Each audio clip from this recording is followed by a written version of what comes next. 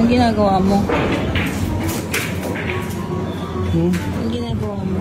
Hinihilot. Bumabaluktot eh. Hinilot pala yan? Oo, kahoy kasi. Siyempre, pagka nagagamit, bumabaluktot.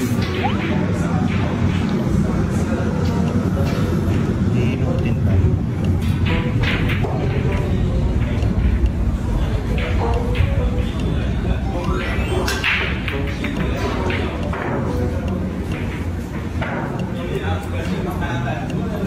Diretso na. Yan. Diretso na. Medyo. Pwede na. Pwede na. Ang galing mo manghihilot ah. Eh, ako nga din yung likod ko. Baluktot na yung likod ko. Sa kahoy lang yan ah. Ganyan, ganyan ang tamang paghilot.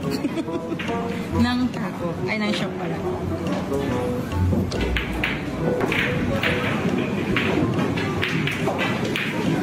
Ganyan daw tamang pagsipat. Tamang pagsipat ng ay.